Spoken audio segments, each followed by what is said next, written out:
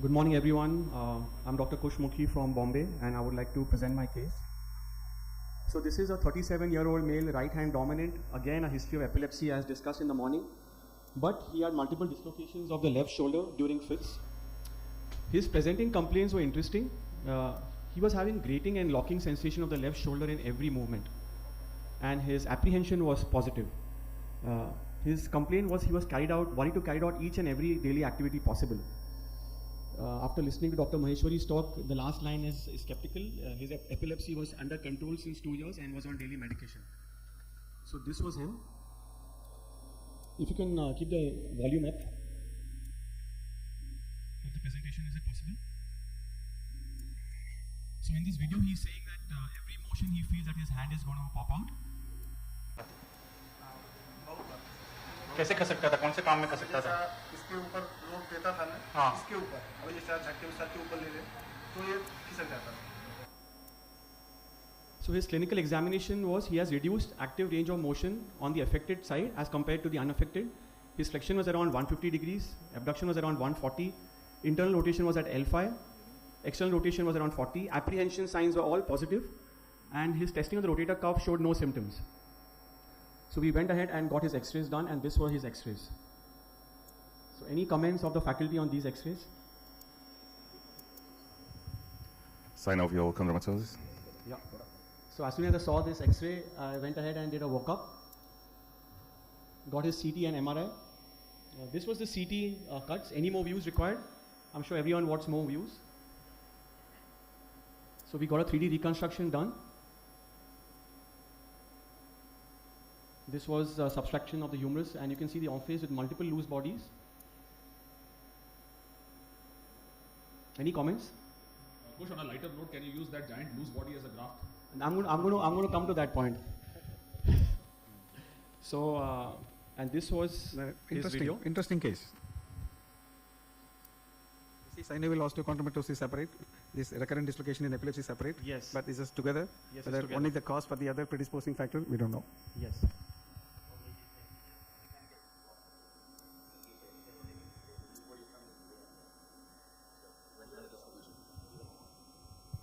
No definite history of trauma. He's an epileptic.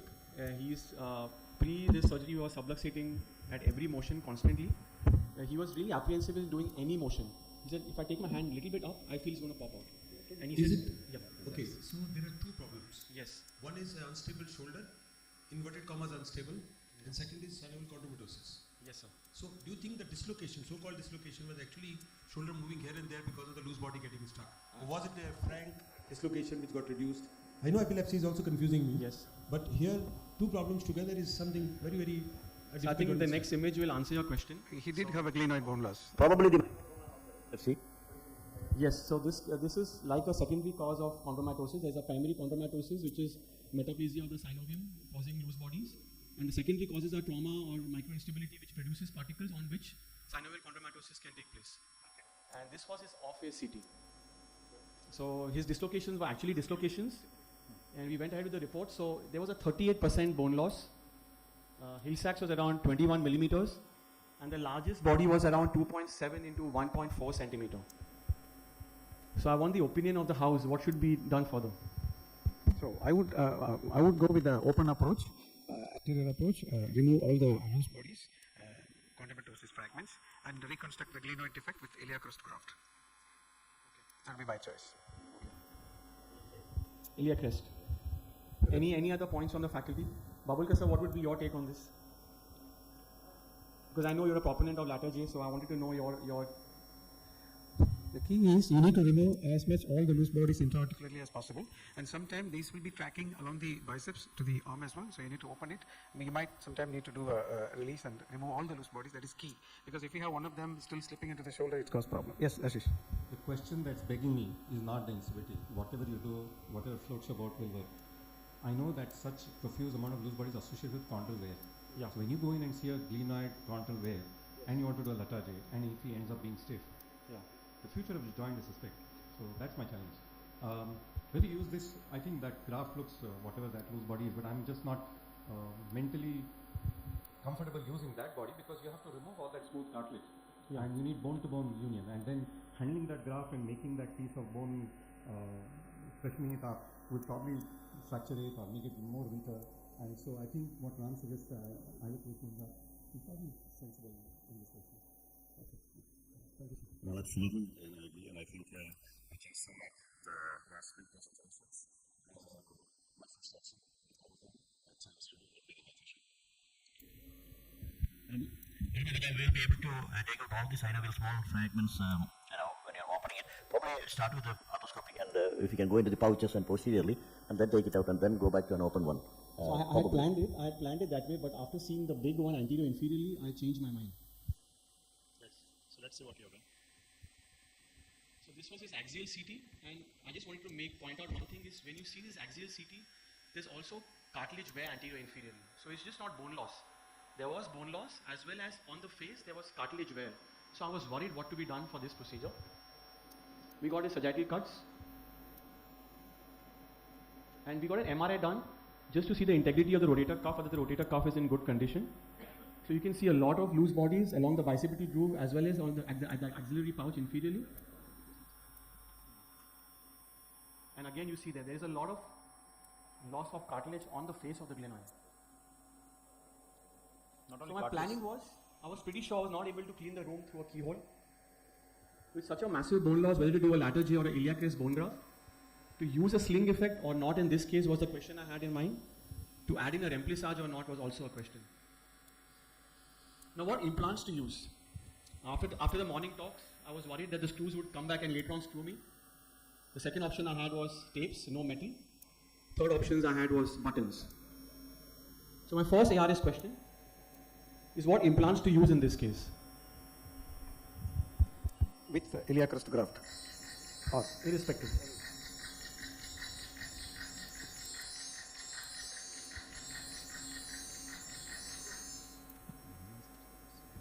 still screws. Still screws. I think everyone is young here, so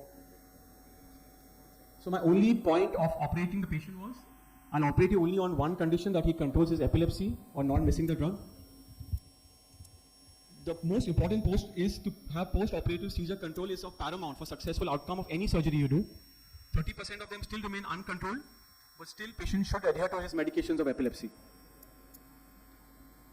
So these are the treatment options I had in mind. Removal of loose bodies plus a lateral J. Removal of loose bodies with an iliac crest bone graft. Any of the above plus a remplissage. Using the loose body as a bone graft, as Sir said. And removal of loose bodies plus a soft tissue procedure. So this is my second ARS.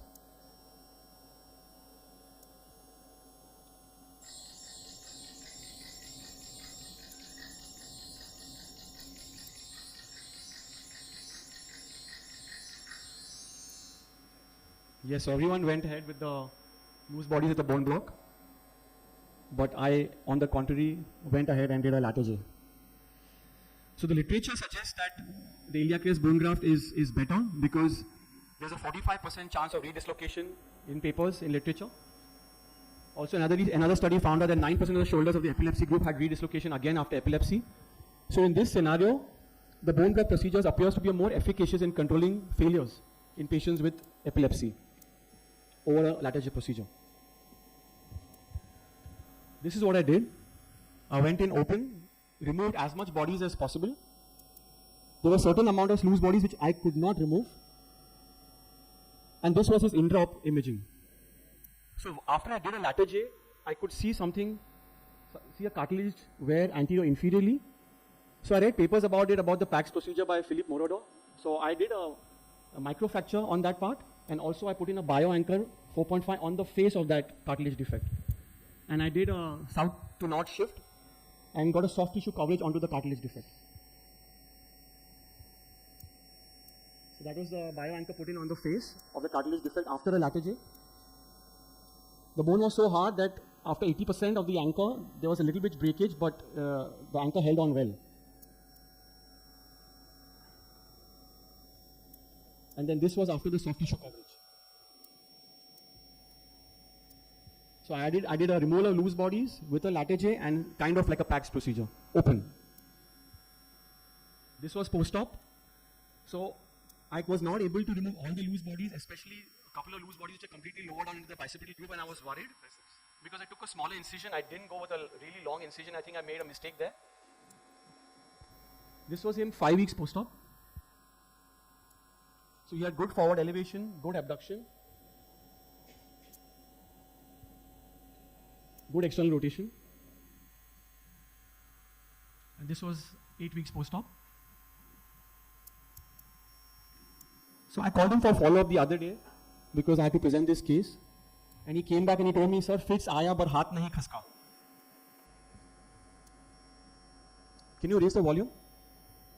Operation के बाद 14 महीने में सिर्फ 2 बार आया. 14 महीने में 2 बार आया और 2 महीने 2 बार आया. उसमें हाथ खसका तुम्हारा? नहीं हाथ खसका नहीं, लोड नहीं आया. कुछ नहीं, सब अच्छा है. तुमको जो दवाई दिया था अकड़ी का वो चालू है अच्छे से? अच्छा हाँ वो चालू है, जो रेगुलर चलता था. दवा बंद नहीं की है? नहीं डेली लेते हैं. दवाई लेते फिर भी What is he अकड़ी saying? है. What is he saying? So he's saying that in the last 1.5 years he had 2 episodes of epilepsy, but he did not dislocate. You need to Only 2 episodes. Say, Kush, I can tell two things. You have to do an X-ray and a CT scan to check it. Yeah. The problem, I've seen 2 patients last year. One treated elsewhere had a dislocation after epilepsy episode, broken screws. Then one of my patients done many years ago came without even episode of epilepsy, but maybe subclinical. The screw is bent, but the graft has healed. So I think the letter was done mostly in those days because there was the only operation those days. Yeah. So my planning was there is a small incidence of this. The graft might fail or resolve if the epilepsy happens immediately. If the graft has healed, maybe because of the pull, the screw might bend or break. So these are the potential problems with the letter done for epileptic patients. Okay. So I went ahead, did an X-ray. So surprisingly on the X-ray, the loose bodies which I had not removed disappeared. Same patient. They disappeared. I mean, if I go back, this was his X-ray post-op.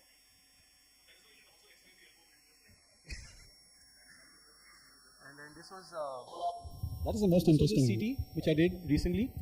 So no broken screws. I think the graft has healed well. So I think I'm lucky. And the patient is lucky as well. Yes. So he has good range of motion, no apprehension now.